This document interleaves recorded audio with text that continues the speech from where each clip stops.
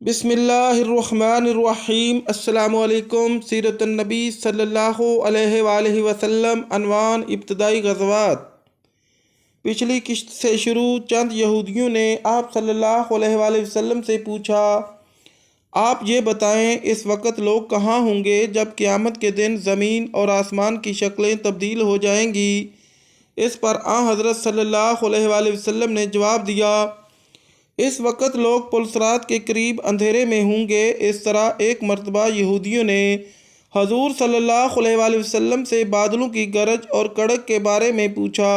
جواب میں آپ صلی اللہ علیہ وآلہ وسلم نے ارشاد فرمایا، یہ اس فرشتے کی آواز ہے جو بادلوں کا نگران ہے، اس کے ہاتھ میں آگ کا ایک گوڑا ہے، اس سے وہ بادلوں کو ہانکتا ہوا اس طرف لے جاتا ہے جہاں پہنچنے کے لیے اللہ تعالیٰ کا حکم ہوتا ہے۔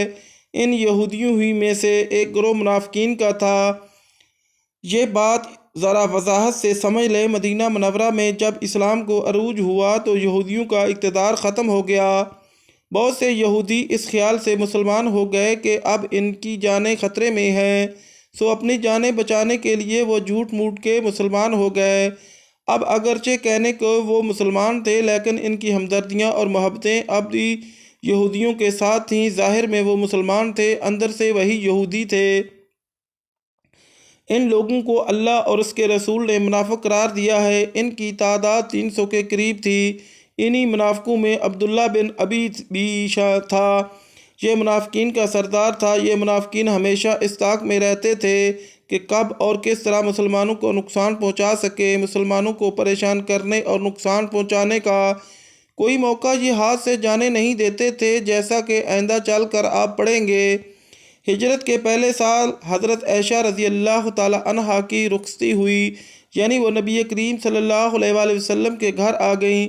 بعض روایات کے مطابق رخصتی ہجرت کے دوسرے سال ہوئی۔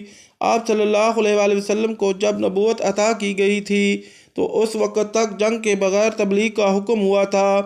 اللہ تعالیٰ نے فرمایا تھا کہ ان کافروں سے الجھیے مت بلکہ دامن بچائے رکھیے اور صبر کیجیے۔ یہ حکم مکہ کی زندگی تک رہا۔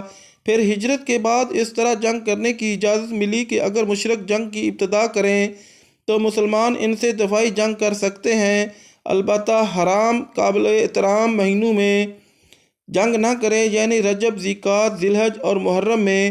کچھ مدت بعد جنگ کی عام اجازت ہو گئی، یعنی کافروں کے حملہ نہ کرنے کی صورت میں بھی مسلمان ان سے اقتدامی جنگ کریں اور کسی بھی مہینے میں جنگ کر سکتے ہیں۔ جب آپ صلی اللہ علیہ وآلہ وسلم کو اللہ تعالیٰ کی طرف سے جہاد کی اجازت مل گئی تو 12 ربیع الاول 2 ہجری میں پہلی بار حضور صلی اللہ علیہ وآلہ وسلم جہاد کی غرض سے مدینہ سے روانہ ہوئے۔ مدینہ سے نکل کر حضور اکرم صلی اللہ علیہ وآلہ وسلم ودان کے مقام پر پہنچے۔ یہ ایک بڑی بستی تھی اور ابوا کے مقام سے 6 یا 8 میل کے فاصلے پر تھی۔ ابوا مکہ اور مدینہ کے درمیان ایک گاؤں تھا۔ اس غزوہ میں آپ صلی اللہ علیہ وسلم کے ساتھ صرف مہاجرین تھے۔ حضور صلی اللہ علیہ وآلہ وسلم قبلہ بنی ضمیرہ پر حملہ کرنے کے لیے تشریف لے گئے تھے۔ آپ صلی اللہ علیہ وآلہ وسلم کے ساتھ 70 صحابہ تھے۔ بنی ضمیرہ کے سردار نے جنگ کے بغیر صلح کر لی۔ صلح کا معاہدہ لکھا گیا اور آپ صلی اللہ علیہ وآلہ وسلم واپس تشریف لے آئے۔ اس طرح یہ حضور اکرم صلی اللہ علیہ وآلہ وسلم کا پہلا غزوہ تھا۔ اس کو غزوہ بنی ضمیرہ کہا جاتا ہے۔ اس غزوہ میں مسلمانوں کا جھنڈا سفید تھا اور یہ حضرت حمزہ رضی اللہ تعالیٰ عنہ کے ہاتھ میں دیا گیا تھا۔ صلح کے معاہدے میں طے پایا تھا کہ یہ لوگ مسلمانوں کے مقابلے میں نہیں آئیں گے اور اللہ کے رسول صلی اللہ علیہ وآلہ وسلم انہیں جب بھی بلائیں گے انہیں مدد کے لیے آنا ہوگا۔ اس غزوے میں مسلمانوں کو 15 دن لگے۔ اس کے بعد غزوہ بوات ہوا۔ اس میں اسلامی لشکر میں 200 مہاجرین تھے۔ جھنڈا سفید تھا۔ یہ ربیع الثانی 2 ہجری میں پیش آیا۔ حضور اکرم صلی اللہ علیہ وآلہ وسلم ایک تجارتی قافلے کو روکنے کے لیے روانہ ہوئے تھے۔ اس قافلے کا سردار قریش کا سردار امیہ بن خلف تھا۔ اس کے ساتھ قریش کے 100 آدمی تھے۔ قافلے میں 2500 اونٹ تھے۔ ان پر تجارتی سامان لدا ہوا تھا۔ جب حضور اکرم صلی اللہ علیہ وآلہ وسلم اس غزوے کے لیے مدینہ سے روانہ ہوئے تو اپنا کیمپ مقام حضرت سعد بن معاذ رضی اللہ تعالیٰ عنہ کو بنایا۔ مدینہ منورہ سے روانہ ہو کر آپ صلی اللہ علیہ وآلہ وسلم بوات کے مقام پر پہنچے۔ یہ ایک پہاڑ کا نام ہے، اسی مناسبت سے اس غزوہ کا نام غزوہ بوات پڑا۔ لیکن بوات پہنچنے پر دشمنوں سے سامنا نہ ہو سکا، کیونکہ قریشی قافلہ مسلمانوں کے پہنچنے سے پہلے ہی وہاں سے رخصت ہو چکا تھا۔ اس لیے حضور اکرم صلی اللہ علیہ وآلہ وسلم جنگ کے بغیر ہی تشریف لے آئے۔ جمادی الاول کے مہینے میں غزوہ عشیرہ پیش آیا۔ اس مرتبہ بھی حضور اکرم صلی اللہ علیہ وآلہ وسلم ایک قریشی قافلے کو روکنے کے لیے تشریف لے گئے۔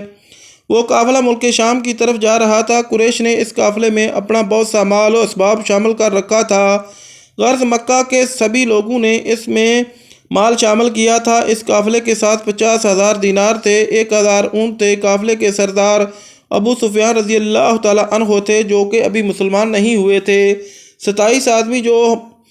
27 آدمی بھی ہمراہ تھے۔ حضور اکرم صلی اللہ علیہ وآلہ وسلم نے مدینہ منورہ میں ابو سلمہ بن عبداللہ رضی اللہ تعالیٰ عنہ کو اپنا قائم مقام بنایا۔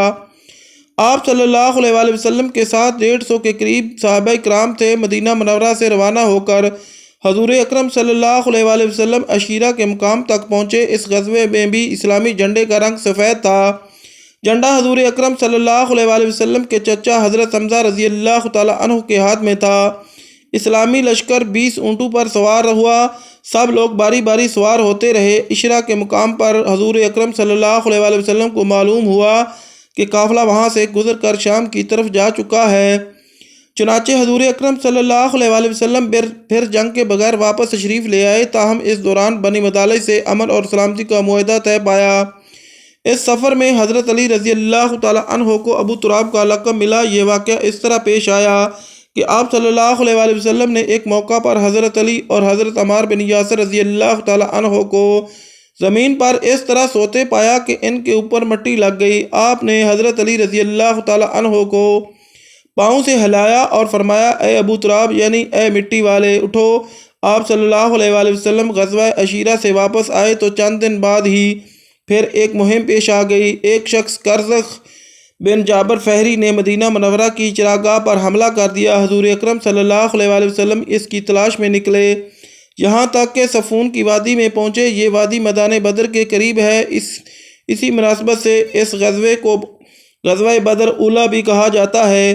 کرز بن جابر مسلمانوں کے وہاں پہنچنے سے پہلے ہی جا چکا تھا۔ اس غزوے کے لیے نکلنے سے پہلے حضور اقدس صلی اللہ علیہ وآلہ وسلم نے مدینہ منورہ میں اپنا قائم مقام حضرت زید بن حارثہ رضی اللہ تعالیٰ عنہ کو بنایا۔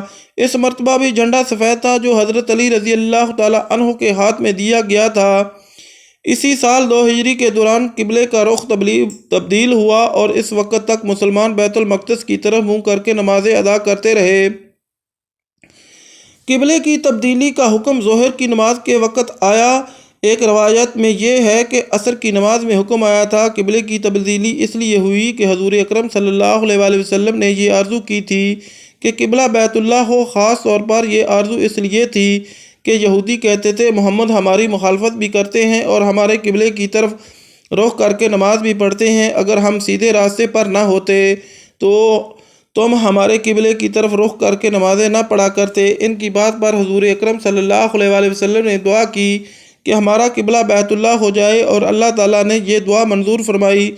قبلے کی تبدیلی کا حکم نماز کی حالت میں آیا، چنانچہ آپ صلی اللہ علیہ وآلہ وسلم نے نماز کے دوران ہی اپنا قبلہ بیت اللہ کی طرف کر لیا، اور آپ صلی اللہ علیہ وآلہ وسلم کے ساتھ ہی تمام صحابہ کرام رضی اللہ تعالیٰ عنہم نے بھی رخ تبدیل کر لیا۔ یہ نماز مسجد قبلہ 3 میں ہو رہی تھی۔ انشاءاللہ بقیہ اگلی قسط میں۔ ناظرین، اگر ہماری ویڈیو اچھی لگے تو ہمارے چینل کو سبسکرائب کریں، لائک کریں، شیئر کریں، اور اللہ تعالیٰ کے کسی ایک نام کے ساتھ کمنٹ ضرور کریں۔ شکریہ۔